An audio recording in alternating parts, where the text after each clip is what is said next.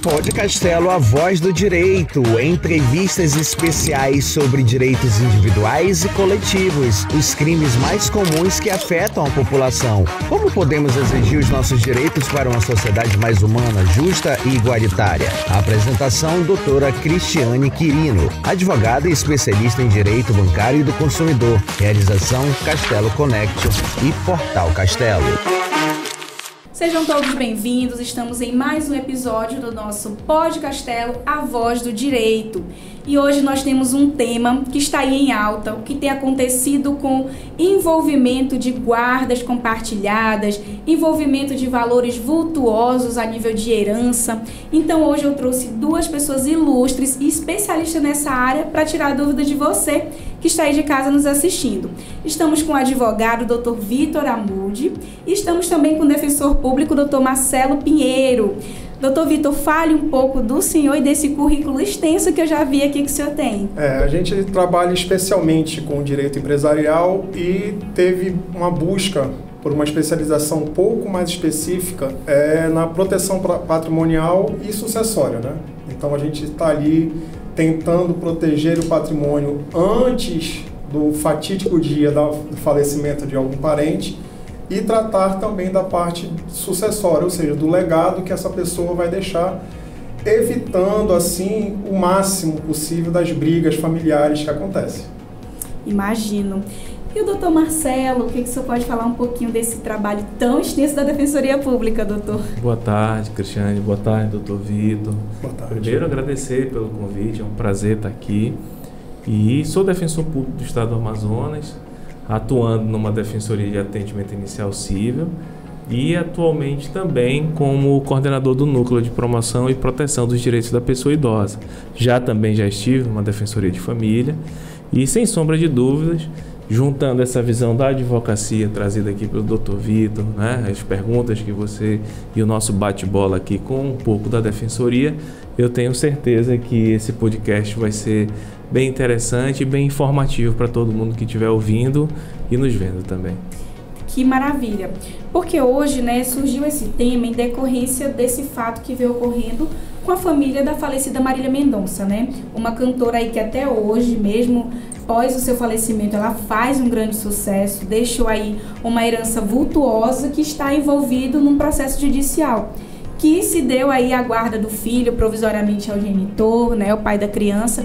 E nesses casos, o que tem surgido, né? A gente tem, lógico, a influência da mídia, que todo mundo quer dar sua opinião, quer dar o seu pitaco, mas nem todo mundo tem um entendimento jurídico, de fato, para entender como funciona essa dinâmica, né? A guarda era compartilhada inicialmente, porque a criança cresceu, nasceu, né? Ainda é um menino de 6, 7 anos, mas nasceu ali sob os olhos da avó. E hoje a guarda já é do pai. Então, doutor Vitor, passa a pergunta aqui para o doutor.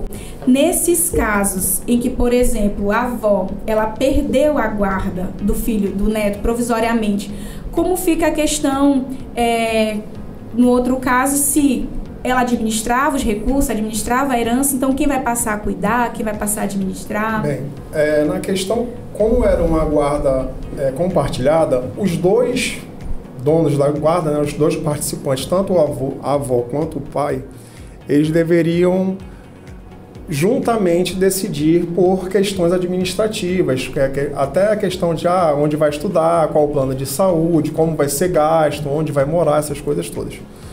O pai busca a guarda unilateral para ele ter mais autonomia nesse tipo de decisão. Com esta autonomia também vem a questão administrativa dos bens da criança.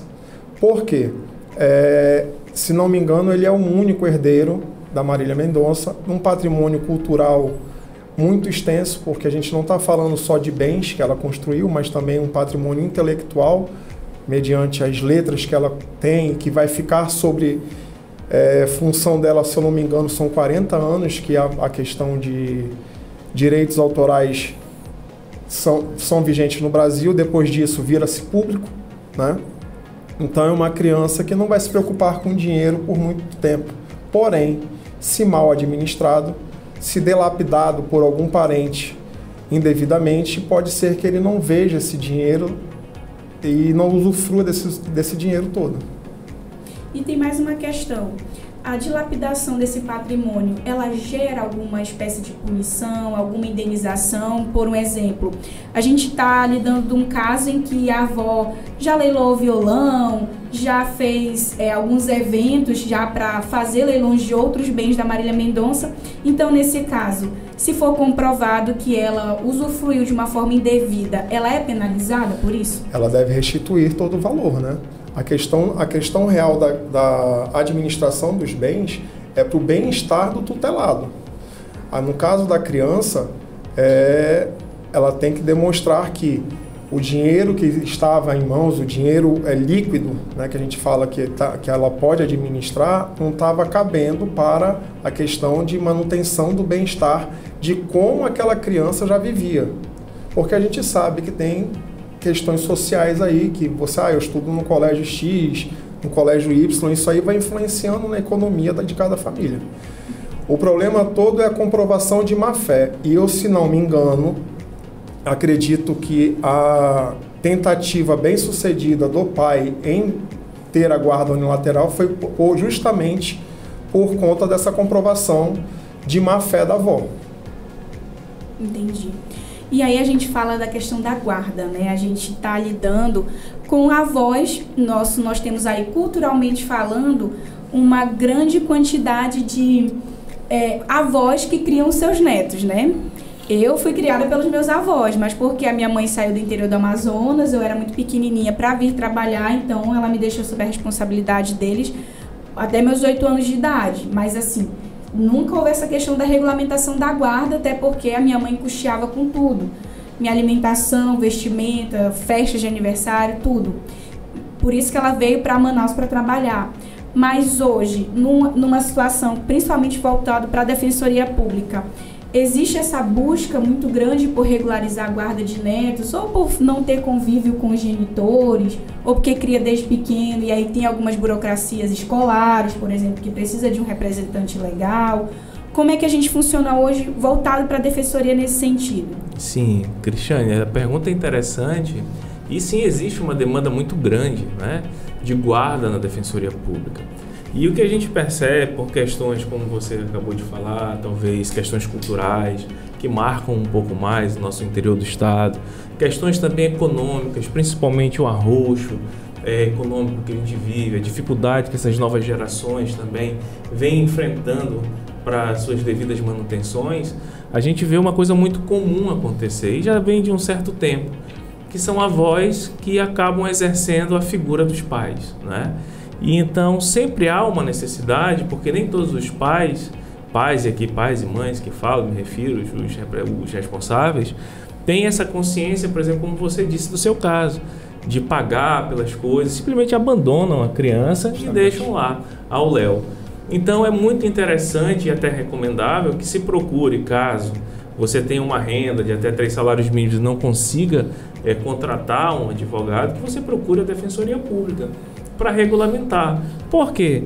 Porque você vai trazer uma proteção maior para essa criança ou para esse adolescente e até mesmo para aquele guardião quem está falando aqui no caso dos avós, seja para as matrículas escolares, seja por um caso de saúde, seja muitas vezes por um avô ter direito aí a um plano de saúde, alguma coisa, ainda está trabalhando, né? A gente está vendo hoje cada vez mais um envelhecimento populacional ativo na nossa sociedade e pode ser incluído num plano de saúde. Então todos esses documentos, a regularização da guarda, ela é essencial para que possam ter esses benefícios, as viagens também, né? Você ter autorização, não precisa ter autorização para viajar, caso saia do estado do Amazonas, e por aí vai. Então é interessante, mas eu acho que um ponto que a gente tem que anotar aqui, pelo menos da experiência da Defensoria Pública, é essa mudança de papéis, né?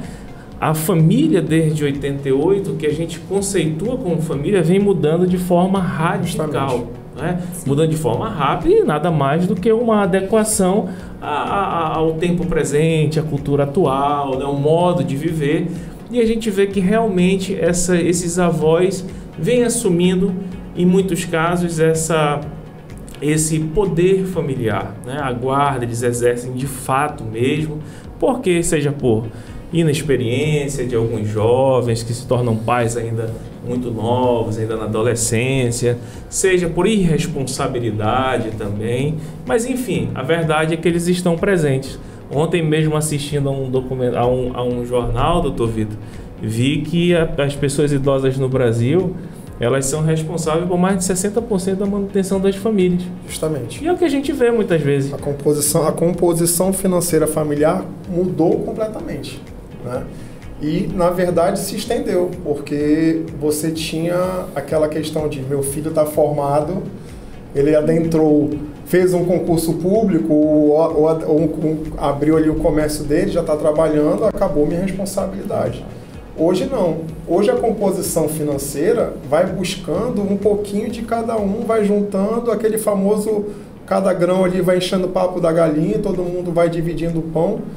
O grande problema hoje realmente é, nós vivemos numa geração onde as mulheres são mais ativas profissionalmente, então elas precisam de uma rede familiar que vão auxiliar na criação dos seus filhos, como era o caso da Marília Mendonça.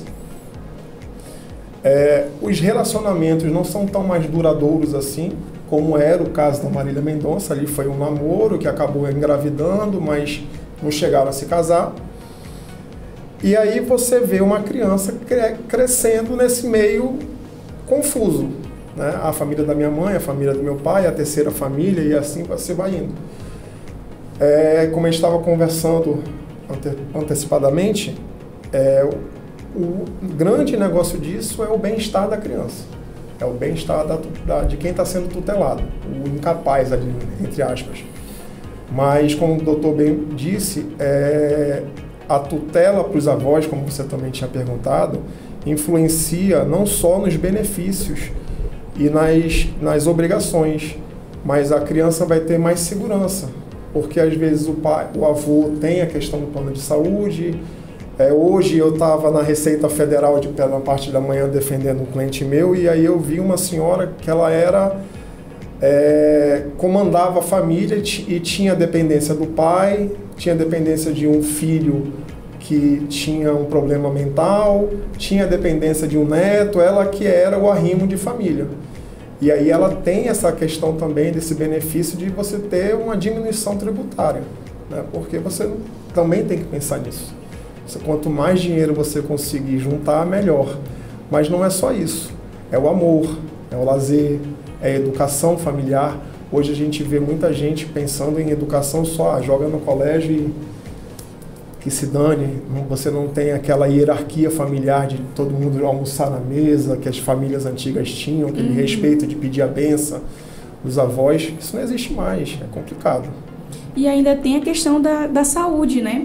A gente hoje tem se falado muito mais em saúde mental do que antigamente, né? Então, acho que tudo que envolve a questão financeira, ela tem muito a atender para a questão psicológica. Sim. Porque a gente fez um trabalho voluntário na igreja em relação a finanças sob a luz das escrituras, né? Que é um projeto da igreja que eu frequento. E lá, a gente... os professores, eles fazem um estudo, né, para poder ensinar para os alunos, e um dos maiores índices de divórcio é a questão familiar, de divórcio é a questão financeira. Porque acabam brigando, acabam não entrando num consenso de como usar o recurso da família, às vezes é só um que administra, o outro não tem o direito de opinar.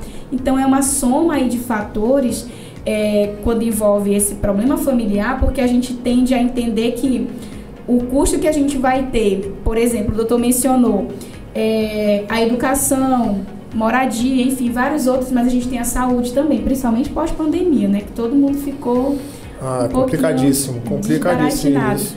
Então a gente tem essa questão também de fazer um planejamento. Eu tinha perguntado do doutor como é que funcionam as holdings, porque hoje eu vejo muitas pessoas perguntando, é totalmente alheia aí à minha área, mas qual é o objetivo de uma holding, para que ela é criada? Na verdade, holding hoje, como eu estava conversando com vocês, ela tem pelo menos 7 distinções, ao menos. Vai desde holdings rurais, para fundos rurais ali, fazendas, essas coisas todas, a questão de controladoria de grandes empresas. Hoje a gente vê que tem vários empresários que atuam em vários ramos. O cara tem uma padaria, o cara tem uma farmácia, aí ele vai indo, aí um grupo familiar. A gente tem muitas famílias, por exemplo, aqui no Amazonas, que tem várias lojas, mas é um grupo só. Então, uma holding é um grupo. Uma das distinções da holding que foi colocada hoje, que veio em voga por conta de alguns famosos que faleceram e aí pensaram-se que você ia pagar um valor vultuoso no imposto sobre herança, que é o ITCMD, é a parte sucessória, que é você cria uma empresa familiar, aonde você coloca os patrimônios que vão ser distinguidos para a divisão dentre os familiares e ali eles viram sócios. Não quer dizer que você não vai ter algum custo. Se você fizer uma holding de má feita, com aquele modelo Ctrl+C, Ctrl+V, você vai acabar esquecendo cláusulas necessárias para você diminuir a parte tributária. Porém, hoje, um cliente meu falou o seguinte, ele falou, doutor, eu não tenho dinheiro para fazer holding, eu não preciso fazer holding. Eu falei, realmente não é para todo mundo. Mas, por exemplo, você pega um cidadão que foi juntando seu dinheirinho e foi comprando em um bairro afastado alguns terrenos, foi criando ali aquelas kitnets. Tem 2, 3, 4, 5, 10 kitnets, 20 kitnets. E aquilo ali já cria uma renda passiva para ele, de mais de 10 mil reais. A gente está falando de 10 mil reais, vezes 12, 120 mil reais por mês, ele em pessoa física, ele vai pagar 27,5% desse valor.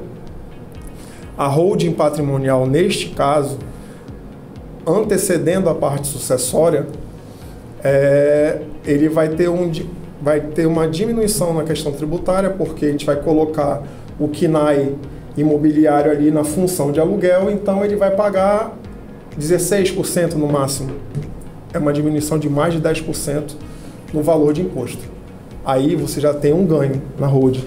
Porém, não é só isso. Vamos dizer que esse cara, ao seu levar da vida, nada mais que comum, teve diversos filhos. Você imagina você ter que dividir esse patrimônio todo por 2 pessoas, 3 pessoas, 10 pessoas, a briga vai ser generalizada. Porque ninguém fica contente com nada. Às vezes o cara, por conta de 1 metro quadrado, ele fala, olha, ele está tendo vantagem naquilo ali, ele está tendo vantagem naquela outra coisa. E aquela holding patrimonial, ela virou uma administradora daqueles bens. Então você imagina que ela vai receber vai continuar recebendo todos aqueles aluguéis e vai fazer a distribuição de renda por todos os seus sócios. Assim, tentando diminuir as brigas familiares do legado de quem realmente construiu. Porque o grande problema de tudo hoje é que mais de 80% das empresas do Brasil são familiares, ainda. Como assim? Grupo SBT, Globo, eles ainda têm familiares dentro da diretoria, então não deixa de ser uma empresa familiar. Porém, não são todas que têm aquela vontade de administrar, de trabalhar na empresa, ou tem outras aspirações. O cara quer ser cantor, o cara quer ser, hoje em dia, digital influencer, é o que dá mais dinheiro, né? A gente já vê que não vale mais tanto a pena a gente estar estudando assim. O cara está ganhando ali muito mais com o celular na mão. Sim. E aí, realmente, na parte sucessória, você mitigar, no nosso palavreado, mas diminuir, no mais popular, a questão das brigas familiares, que são muito comuns.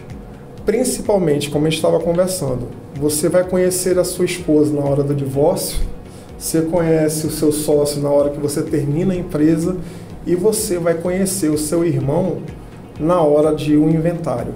Porque normalmente não são os irmãos que brigam, mas é o cônjuge, é um advogado que se meteu, infelizmente, ali, falando contra a nossa classe, que se meteu ali na divisão do inventário e está ganhando uma parte a mais defendendo o seu cliente. Sim. Porque o que eu sempre falo, esse negócio de um advogado só tá fazendo inventário para a família toda nunca dá certo.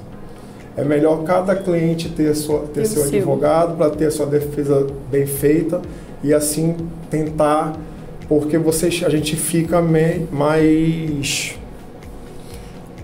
imparcial. A parcialidade dá confusão, né? Muita. Na questão de inventário, então, pelo amor de Deus, na questão de família, como a gente estava discutindo, briga de vara de família, para mim, é um caos. Chega a ser pior do que a vara penal, porque os xingamentos, as ofensas são aquelas que são realmente na ferida que a pessoa vai cutucar. Não, e é complicado. Eu já fiz um divórcio que a audiência durou mais de 6 horas e era conciliação. Quando a gente estava concluindo, a mulher voltava. Porque lá em 1900 e pouco, tu lembra que tu fez isso pra mim? Meu Deus, eu não aguentava mais. Não aguentava mais. E o doutor deve ver isso direto, né, doutor? Por exemplo, o doutor já ficou em várias, tá numa vara civil hoje, mas ficou em vara de família, em vara envolvendo o direito dos idosos. Mas em relação... Hoje, por exemplo, quais são os critérios? Muita gente não sabe, né? Mas para uma avó ele fazer o pedido de guarda, a gente tem aí vários fatores, né? A gente tem questão de causar danos à criança, como abuso financeiro, abuso psicológico, abuso físico. Temos aí aquele que já cria a criança desde sempre, a criança já é vinculada ali, já não acostuma mais com o pai e com a mãe. Eu sofri muito quando eu vim no interior morar com a minha mãe aqui. Referência, né? Você tem aquela referência de pai e mãe já nos avós. Eu chamava meu avô e minha avó de mãe. Então, assim, pra mim e o meu avô, eu fui a única neta criada ali com eles, né? Então, pra mim foi muito difícil pra eles também. Então, hoje, um exemplo, se eu já tivesse naquela época uns 12, 13 anos, eu iria optar por ter ficado com os meus avós, não ter vindo com a minha mãe, mas eu não tinha poder de decisão nenhum. Mas assim, doutor, falando um pouco mais sobre essa questão de pedido de guarda, como que funciona, quais os critérios até estabelecidos lá, até para orientar o cliente, o cliente não, a pessoa que está ali buscando o direito. Como eu disse antigamente, a própria conceituação de família já se alterou muito e vem se alterando, e a tendência é se alterar mais ainda, né? A vida é dinâmica, mas a gente tem que atentar basicamente para os princípios que regem essa matéria. E são princípios de uma potência tão grande que eles estão colocados lá na nossa Constituição Federal, ou seja, o nosso documento jurídico mais forte no Brasil. E lá diz que a gente tem que olhar sempre para o melhor interesse da criança e do adolescente. É a partir daí que a gente vai construir, sempre olhando para o que é bom para a criança e adolescente, não é? As soluções para aqueles casos que são postos sobre a guarda. Nós temos casos, os mais comuns, que é aquele casal que não mais consegue ter uma convivência e decidem por termo ali naquela união estável, naquele casamento, e tem que começar a regulamentar ali como é que vai ficar o convívio familiar com aquela criança ou com aquele adolescente. E nessa hora a gente tem casais que possuem um acordo entre si, e aí, doutor, é muito mais fácil, né, da gente delimitar isso, mas a nossa atenção tem que ser redobrada, mesmo havendo um acordo entre eles, porque aquele pai ou aquela mãe que, mesmo estando acordados, não detém as melhores condições para atender o melhor interesse da criança, a gente não pode fazer um acordo extrajudicial ou até mesmo ingressar com uma ação na justiça. A gente tem que sempre preservar o melhor interesse da criança e do adolescente. Então, a regra do nosso ordenamento hoje é a guarda compartilhada, não é? O pai não deixa de ser pai, a mãe não deixa de ser mãe, pelo divórcio, pelo fim da união estável, a dissolução. Então, eles continuam a ter obrigações para com aquela criança, aquele adolescente, e assim tem que permanecer. Agora, é interessante que a guarda compartilhada, me parece que ela exige pelo menos um mínimo de consenso, de conversa entre os pais. E esse é o grande X da questão. Esse é o grande problema. E quando a gente olha até mesmo para os tribunais superiores, como o Superior Tribunal de Justiça, a gente vê ali ainda, não, a guarda compartilhada, ela é impositiva. Ok. Ela está lá, é a preferencial que tem lá no nosso sistema. Mas como é que se coloca isso aí, doutor? No caso de uma mãe e de um pai que não conseguem conversar. Porque a guarda compartilhada nada mais é do que olha, a gente vai tentar fazer com que essa criança tenha menos impacto possível com o nosso divórcio, com a dissolução da nossa união. E a gente está esquecendo que normalmente essas decisões estão no calor da separação. Foi como o senhor falou, às vezes é pior do que uma audiência criminal. Porque né? eles não estão só discutindo a guarda da criança, eles estão discutindo a relação deles durante aquele espaço todo. Uma traição, muitas vezes, que vem ali atrás.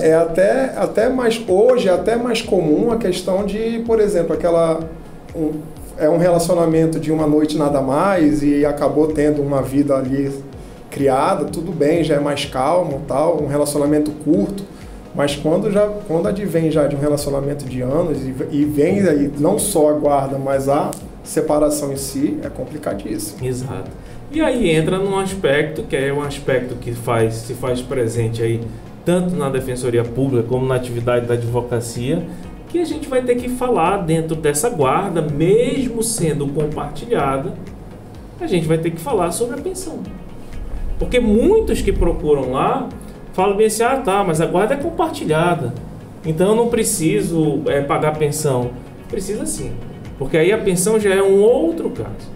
Já é para muitos um binômio da possibilidade daquele que tem o dever de pagar e a necessidade daquele que está postulando pelos alimentos, que é a criança ou adolescente.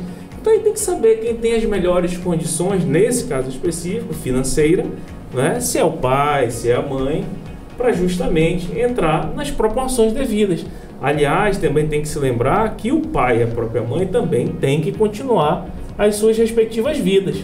E precisa, mas aqui na nossa realidade da Defensoria Pública, é um pouco gritante o problema econômico que a gente tem. Muitas vezes procuram a gente lá, doutor, para tentar fazer acordos de pensão alimentícia de R$40 por mês. Então, como que uma criança hoje vai ser sustentada, sobreviver com R$40? Engraçado, doutor, que eu sempre falo o seguinte, é na hora, respondendo até a colega, doutora, que é na hora que os avós entram. Por quê? Porque ninguém tem obrigação de dar certo na vida, né? Meu pai sempre me falou isso, você não tem obrigação nenhuma de dar certo na vida, você tem obrigação de tentar. Você tem que morrer tentando, que nem vela, vai queimar em pé, mas tu vais. E aí, na hora que a gente vai ter que buscar os avós, justamente para tentar buscar esse dinheirinho daqui, esse dinheirinho dali. A maioria eu já tive uma situação onde era um empresário, ele usava de técnicas antigas de colocar as suas propriedades em nome de terceiros, de laranjas, ele sempre era aquele sócio oculto, ou seja, na hora que ele foi chamado na vara de família por uma questão de pensão e divisão, ele não tinha nada. Ele não tinha nada. Aí a gente teve que abrir, foi achando as coisas no nome de avô, de pai, de mãe, de irmão, de não sei o que. Sabia-se que era dele, né? Na prática, mas na teoria não era. Então foi-se o quê? Buscou a... E na nossa realidade aqui da Defensoria, que a gente fala de patrimônio escasso, né? Que as pessoas geralmente não estão numa vulnerabilidade econômica, sim, muitas delas quando nos procuram. Mas é muito interessante, principalmente em cidades pequenas, como no interior do estado do Amazonas, a pessoa chegava na defensoria, a gente chamava para conversar, né? Lá, olha, é seu filho aqui, o senhor registrou, tudo, não, é meu filho, não é? Eu falei, olha, o senhor tem, então, a obrigação de auxiliar no sustento dessa criança, de participar também, que muitos pais também acham que é só, ou mães, independe, que é só pagar aquele valor e pronto, acabou. Não é só isso, tem o direito da convivência também, né? E aí, doutor, não tenho nada, porque não sei o que, e já o trabalho, muitas vezes no interior, ele é mais informal. Então a gente sabia por notícias de A, de B, de C, que aquela pessoa tem sim uma renda, mas só que ele não declara imposto de renda, ele não tem aquele dinheiro depositado numa conta bancária, e por aí vai. E aí era interessantíssimo isso, tocando nesse ponto que a gente está conversando. Parece aquela brincadeirinha quando você pegava uma bombinha, ou como a gente chamava aqui, tinha catolé, sim, e joga num buraquinho que o rato sai correndo. Aí tá bom, então, se você não tem condição, não tem problema, ingressa com ação contra essa pessoa faz toda a investigação, realmente não vai encontrar, porque é informal. Então doutor juiz, doutora juiz, agora a gente quer ir para cima do avô, do pai dele, do devedor. Aparece. Aposentado. Mas normalmente aí vai ter, né? Sim. E não que apareça necessariamente até do avô, que tem. Porque quando a gente fala, por exemplo, do interior aqui, a maioria da movimentação financeira e econômica do interior, a depender do município, são as prestações estatais, como Bolsa Família, como benefício de prestação continuada. Sim. E a pessoa idosa... Auxílio pesca, aquele agricultores. E a pessoa idosa tem direito, quando ela não tem nenhuma renda, ela tem direito a esse benefício de prestação continuada, dentre outras hipóteses. Aí a gente vai, vamos entrar aqui no avô da criança. Mas esse pai, aí, por uma questão moral, muitas vezes ele fala, não, doutor, eu vou fazer um acordo, vamos deixar o meu pai de fora, deixar minha mãe de fora. Mas isso acontece, mas como também do outro lado. E aí eu falo, infelizmente, porque os avós muitas vezes não tinham... porque é o melhor interesse da criança. Então a gente tem que convocar também, a lei diz isso, eles também têm que entrar, mas sempre de forma subsidiária e complementar. Porque não é a obrigação principal deles. Sim. Tanto é que a prisão, para eles, para os avós, não é admitida. Somente para o genitor. Pro genitor. Então, é uma situação extremamente delicada. Mas aí são as estratégias que você cada vai um usar vai no dia a dia e vai vendo para trazer justamente. E atender o interesse, no caso do assistido, na Defensoria Pública, do cliente, no caso da advocacia, mas para trazer, no final das contas, o sustento para aquela criança, para aquele adolescente que, diga-se a verdade, não pediu para chegar aqui, para estar aqui conosco. E uma grande vertente que a gente tem visto muito hoje é porque antigamente era quase que certo, né? Guarda compartilhada, mas vai ficar com a mãe, a tutela é da mãe inicialmente, o pai tem ali alguma coisa. E a obrigação de pensão é do pai. Esqueça, não tem. E hoje em dia a gente já sabe que não é mais isso. Mesmo porque a gente sabe que a mulher hoje detém uma força de trabalho muito forte e às vezes ela é sim um arrimo de a estrutura familiar mudou, tem muito homem ficando dentro de casa, né, virando o administrador residencial ali e a mulher que é a provedora. Então, existem casos e casos onde a guarda vai ser compartilhada, mas a pensão também é compartilhada mediante a capacidade financeira de cada um, justamente para somar e colocar, não mudar tanto a vida de uma criança. Porque o grande baque, ela já está perdendo a dissolução da família, ela já não tem o pai e a mãe ali juntos. Então, ela também, vamos tentar não mudar tanto o cotidiano, ela não ter que mudar de escola, ir para uma escola um pouco pior, ela ter um acesso à saúde, se ela tinha um plano particular, manter ali, porque a gente sabe muito bem como é que é nosso plano de saúde público, ele ajuda, mas não é tanto assim, então você tem que realmente, não é só saúde, não é só educação, mas também é o lazer, a alimentação, esse combo que vem com aquela criancinha pequena até determinada. O pula do final de semana. O Danone, eu falo que o Danone que é caro. O Danone que é caro. Então a gente vai dar uma pausa no nosso primeiro episódio. Aqui a gente teve o primeiro bloco e já a gente volta para falar mais sobre pensão alimentícia, sobre os direitos da criança e do adolescente. Pod Castelo Finanças e Negócios, entrevistas sobre educação financeira, de que maneira podemos poupar dinheiro, organizar as contas pessoais e empresariais, as melhores ideias e negócios para o sucesso no empreendedorismo, a importância da inovação tecnológica aliada ao planejamento, visão estratégica e o uso de ferramentas adequadas para a satisfação dos clientes. Apresentação, Alohans. Acompanhe Pod Castelo Finanças e Negócios com a participação da população nas redes sociais do Portal Castelo. Pod Castelo, a voz do direito. Entrevistas especiais sobre direitos individuais e coletivos, os crimes mais comuns que afetam a população. Como podemos exigir os nossos direitos para uma sociedade mais humana, justa e igualitária? A apresentação, doutora Cristiane Quirino, advogada e especialista em direito bancário e do consumidor. Realização Castelo Connection e Portal Castelo. Estamos voltando com mais um episódio do Pod Castelo, a voz do direito. E o mês de julho, aí nós temos o mês dos avós, e justamente falando sobre o direito dos avós, esse envolvimento que tem com os netos, criação, cuidado, guarda. E nós estamos aqui com o Dr. Vitor Amudio, o Dr. Marcelo Pinheiro, falando justamente desse tema que gera muitas dúvidas e trazendo informação para você que está aí de casa. Doutor Vitor, uma pergunta que eu queria lhe fazer em relação à pensão dos avós, foi uma situação que eu presenciei no interior, inclusive, na qual os avós estavam sendo executados de uma pensão, né? O filho não queria pagar e não queria mais nada com nada, estava sumido. E aí os avós, o avô no caso, ele falou assim, olha, eu não tenho como pagar uma pensão, mas eu faço farinha. Eu posso dar uma saca de farinha por mês para essa mãe vender, para ajudar no custeio da criança. E ele foi muito sincero, né? Eu vi ali muita sinceridade vindo dele nesse sentido, porque ele não estava se eximindo, ele estava ali demonstrando a preocupação com a criança.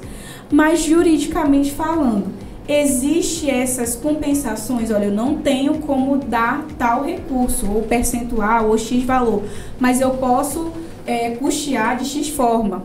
Um exemplo, já vi situações em que a avó, olha, eu não tenho como ajudar com relação financeira, mas já que você custeia uma babá para cuidar da criança em X horário, eu posso assumir essa responsabilidade de cuidar dessa criança, aí você vai ter uma redução de despesa.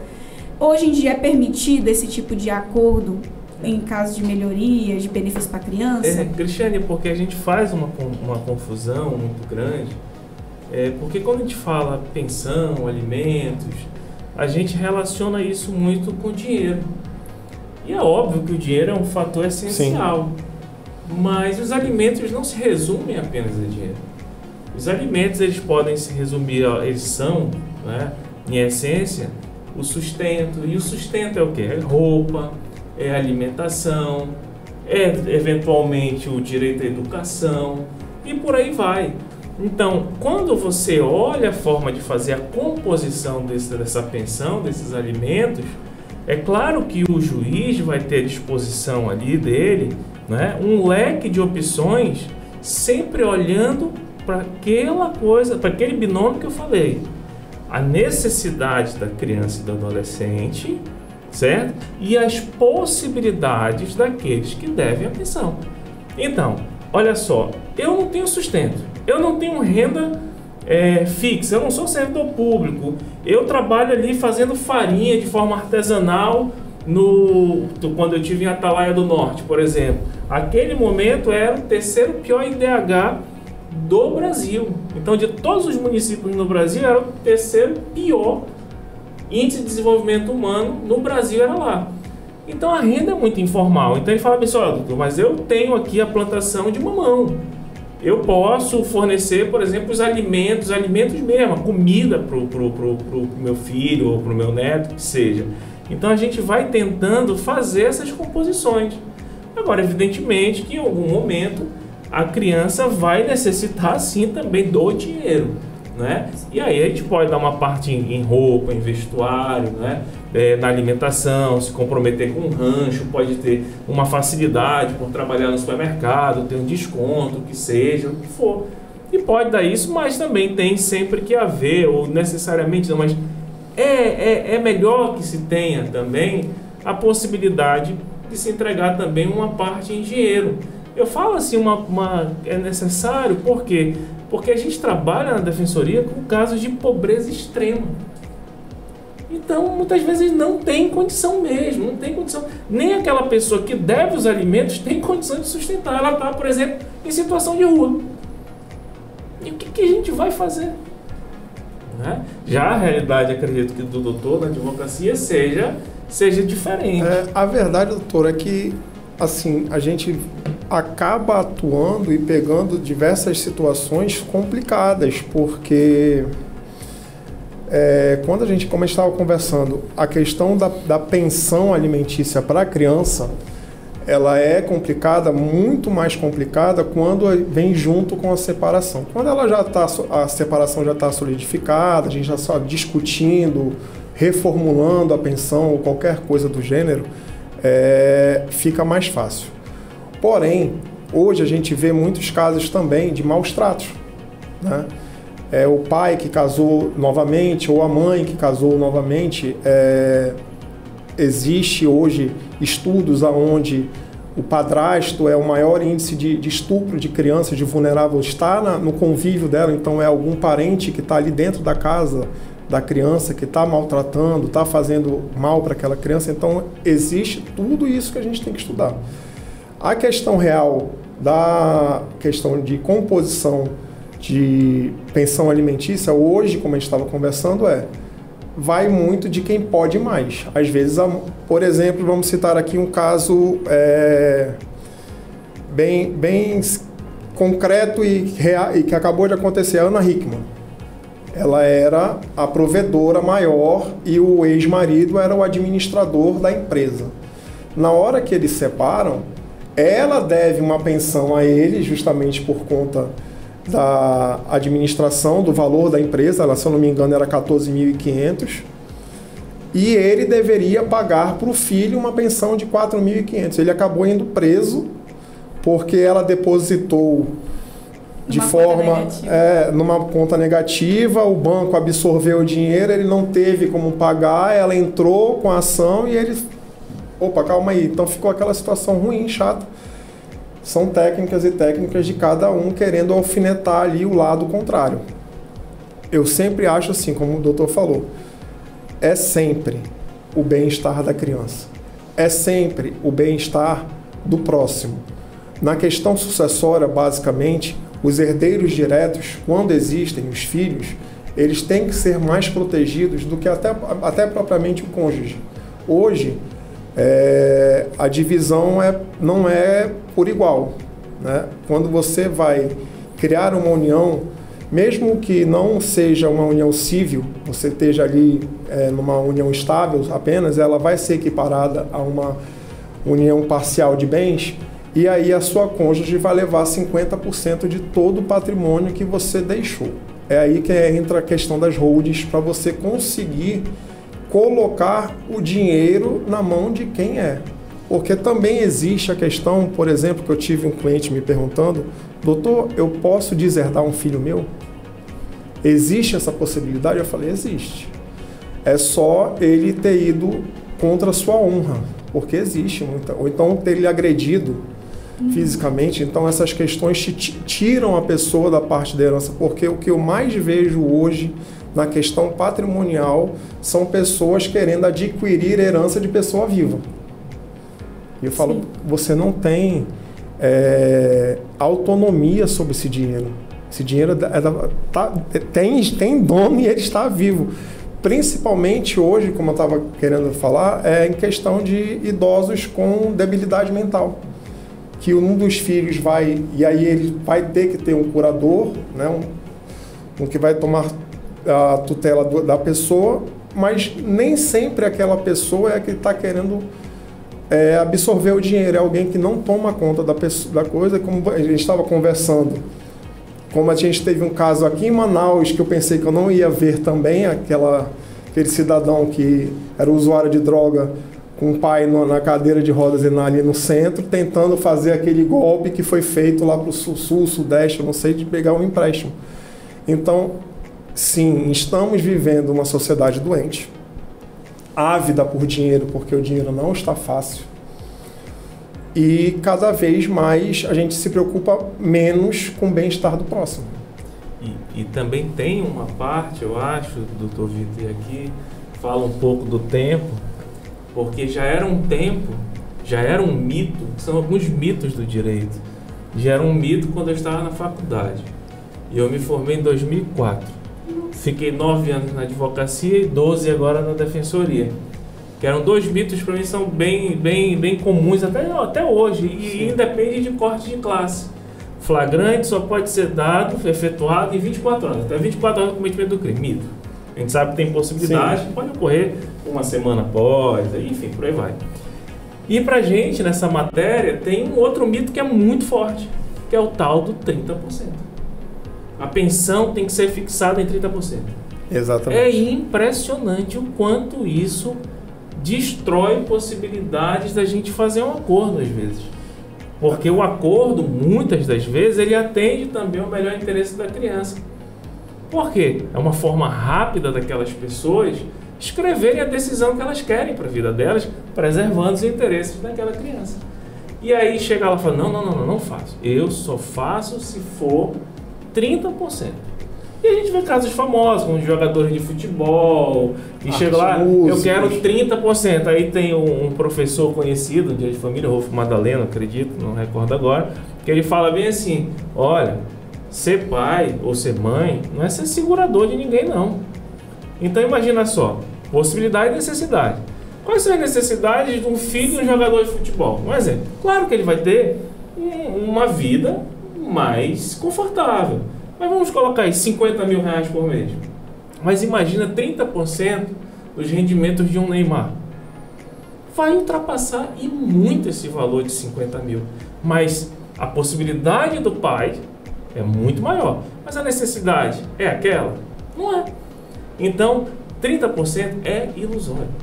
Às vezes pode ser 10, 20, ultrapassar os 30%, principalmente com crianças e elas que são pessoas com deficiência, que exigem um cuidado muito mais efetivo, muito mais detalhado e custoso também, com medicação, com terapias, com tudo isso. Então é bom que se diga isso, né, doutor? E você conseguir quebrar essa mentalidade do conhecimento comum. Porque você hoje, antigamente você tinha, na minha época de criança, você tinha a Barça. Quem tinha a Barça, aí depois veio o Google, né? O Google era tudo. Hoje em dia o cara pega, digita o problema dele numa inteligência artificial. Nossa. Ele já vem com todas as teses prontas, aí ele vem te testar. Mas isso aqui, esse artigo aqui, não sei o que. Eu falei, calma. Faz o seguinte, rediz a peça toda que eu só assino, só vou conferir e eu nem te cobro. Mas só que é realmente isso. Tem muitas mães que vão chegar contigo, ou então um pai que, não, 30% é muito, 30% é pouco, não sei o quê. Está usando seu dinheiro por benefício, ela vive no salão de beleza. Existem em casos que a mãe deixou de trabalhar, ou o pai deixou de trabalhar para cuidar da família, e aí ele também merece uma compensação, indenização ali por um devido tempo, mas aí a pessoa já pensa que é para o resto da vida e não é, só ela até voltar até o trabalho. Então é aquele negócio, envolver o dinheiro, se você não teve um acordo prévio de como seria, vai dar dor de cabeça. Por exemplo, lá em casa eu briguei, a minha esposa, eu já sou casado em comunhão parcial de bens, tem quase 10 anos, e aí um cliente meu de proteção patrimonial resolveu casar. E ele veio conversar comigo, e eu conversando com ele, eu falei, bicho, tu é empresário. Vez ou outra você tem um processo. Caso de separação total de bem. Minha esposa estava do lado quando eu conversei com ele no telefone, pronto, já começou a confusão em casa. Como é que fica? Aí eu falei, você não vai deixar de ser herdeira, você não vai deixar de receber o que é seu, até mesmo se o patrimônio do outro crescer mais do que o do cônjuge em separação total de bem, existe uma questão compensatória ali também, mas as pessoas não veem isso. E cada vez mais a gente percebe-se, eu estava até conversando com um amigo meu que a gente precisa hoje ter a precaução de namorar e ter um acordo de namoro, porque cada vez mais perto, hoje em dia, eu vi uma situação aqui em Manaus, de uma pessoa que entrou na vida de um médico, com um pouco mais de 3 meses morando com ele, prestou queixa de violência domiciliar, medida protetiva, e o cara teve que sair de casa. Eu tô com um caso igualzinho assim com um dentista. Idêntico. E ainda tá numa briga porque ela quer metade do apartamento. E vamos falar então agora hoje do advento de pai a sócio afetivo. Entram vários fatores. São vários. E aí tem uma também que eu sempre procuro falar alguma coisa que seja também muito comum a atividade, tanto da defensoria quanto da advocacia. Mas eu vi muito, né, doutor? O antigo boleto de financiamento, como aqueles boletos de carro que você comprava de 48 vezes, 60 vezes, chegava com um boleto desse tamanho. parece muitas vezes o que certos genitores, pai ou mãe, eles têm quando eles pagam pensão. Fala bem só, 18 anos, é a última folhinha do... E vou acabar aqui. Aí eu falei, eu queria lhe dar uma informação, pai. O que foi? Ele passou na faculdade. E de medicina. Então, ele vai precisar de um pouco mais e ele está coberto legalmente para isso. Ou então, falar bem assim, pai, mãe, não esqueça de uma coisa. O seu filho, ele teve uma paralisia infantil. Isso vai ter que continuar porque ele é uma pessoa com deficiência. Então, eu vejo assim que aquele sonho de quitação da pensão, ele existe muitas vezes. Ixi. De falar, acabou isso aqui. Ou seja, a família foi desfeita lá atrás, o que é uma decisão, né? Como o seu pai ele falou, Sim. A gente tem que tentar, mas as responsabilidades que nós temos com as crianças que a gente coloca aqui para ver, elas são muitas vezes eternas, né? Enquanto durar a vida, a gente vai ter que levar. Justamente. Mas legalmente, falando aqui, existem prazos. A maioridade, ou seja, os 18 anos, nem sempre é um motivo suficiente para se fazer cessar aquela pensão. Sim. E outro caso que também é muito triste que eu vejo na defensoria, são aqui de pais ou mães, sempre falando assim, que perdem seus empregos e falam assim, ó, a partir de agora eu não vou pagar mais. Perdi o emprego, rapaz, aquilo vai se acumulando, porque a pensão ela só para com decisão judicial. E não prescreve, né? Judicial. Então o que vai acontecer? Ele deixa, quando a gente ingressa com a ação de execução, qual é a solução dele? Ele não tem patrimônio, ele vai ser preso. E o que acontece? Por uma desinformação. Eu sempre falo o seguinte, tem essa situação, mas como o doutor foi muito feliz em falar, não é só a parte financeira, tem a parte afetiva. Às vezes não é só a parte afetiva, tem a parte financeira também, porque o cara tem um dever de... A pessoa, o cara... É uma forma de falar, mas a pessoa, os pais, os genitores têm o dever de manter aquela criança, mas de criá-la. Dar sensos de responsabilidade do que é certo, do que é errado, e assim por diante. Tem muitas pessoas que eu vejo que não, eu já cumpro com a minha parte. Todo mês o dinheiro está ali e acabou, não sabe nem quem é. Não convive. Quando vai começar a conviver, é por uma decisão da criança, que já não é mais uma criança, já virou um adolescente, já virou um adulto, e ele resolve procurar o pai ou a mãe para saber o que foi que aconteceu. Né? E aí a gente vê aquelas divergências de criação, porque você... E é complicadíssimo. É complicadíssimo. Assim, por muitas vezes você teve a sorte de ter sido criada por avós que te deram uma noção de que a sua mãe não estava ali, mas porque estava buscando a melhoria para poder vir e tal. Mas tem muita gente que não é assim. Eu, por exemplo, eu tenho um irmão que ele é detentor da guarda da filha dele, porque a ex-mulher se mudou, ele mora em Tabatinga, e aí ela se mudou, veio para Manaus estudar. No intermédio, conseguiu passar no concurso público em outro estado e foi ficando, e aí eu converso com ele, eu falo, você está negligenciando a sua filha. Primeiro porque você ainda não judicializou a guarda. Então, a qualquer momento, você pode perder a guarda da sua filha para uma pessoa que ela não tem nenhum contato. Convive, né? Segundo, você está negligenciando, e assim eu falo para muitas mães, mais mães do que pais, vocês negligenciam o direito financeiro do seu filho ou da sua filha por questão de não querer brigar. Não é questão de... Você não querer brigar por um direito seu, tudo bem, mas você não querer brigar por um direito de uma pessoa que depende de você é negligência.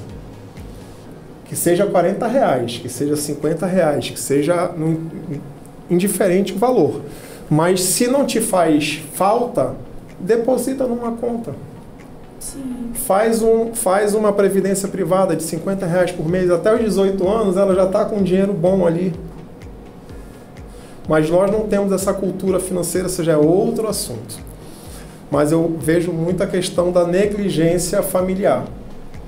Entendeu? A negligência, você não ter aquele contato, aquele convívio que a criança precisa. Por isso que cada vez mais é uma sociedade individual. Individual e injusta, né? Porque a gente acaba se deparando com adolescentes, com jovens revoltados, porque eles não tiveram aquela base de informação, não tiveram assistência devida e acaba aí se perpetuando num ciclo, que são aquelas pessoas que tendem a ter filhos de forma irresponsável, não cuidar e ficar deixando sob cuidado de terceiros, porque não teve ali um senso de responsabilidade introduzido na parte de educação. A gente tem esse problema também cultural, estrutural aí muito grande. Mas rapidamente, né, em caso que a gente está falando do direito também dos avós, a gente tem aqueles casos que quando os pais se separam, brigam, se desentendem, não deixa mais os avós terem convívio, mas os avós eles têm esse direito, inclusive Sim. podem ingressar com uma ação judicial, que é direito de visitação. Já vi situações assim, o pai e a mãe se separam, brigam, a guarda fica com um e aquele avô e avó que era muito apegado ao neto acaba perdendo total convívio, né? Então, existe também esse direito de que você pode ingressar com uma ação para você ter o direito de visitação. E o nosso Podcastelo foi excepcional. O tempo voou, né? Foi voando, a gente falou de tanta coisa, mas faço o convite para você que se você quer ouvir algum outro tema, se você quiser saber algum direito, entre em contato com a gente, siga as nossas redes sociais, siga também as redes sociais do Dr. Vitor, nós vamos marcá-lo aqui nos nossos vídeos, no nosso episódio. Siga ele também se você tiver mais dúvidas sobre holding, planejamento familiar. E nós temos aqui também o Dr. Marcelo, que ele é um pouco alheio à rede social, mas né, pode doutor? seguir as redes da Defensoria Pública também. Justamente, siga as redes da Defensoria Pública, essencial. saber como fazer o agendamento para atendimento, né? Hoje a gente está com aí tudo muito informatizado, então fique ligado no Podcastelo e saiba outros direitos dos nossos próximos episódios. Podcastelo, a voz do direito. Entrevistas especiais sobre direitos individuais e coletivos. Os crimes mais comuns que afetam a população. Como podemos exigir os nossos direitos para uma sociedade mais humana, justa e igualitária? A apresentação, doutora Cristiane Quirino, advogada e especialista em direito bancário e do consumidor. Realização, Castelo Connection e Portal Castelo.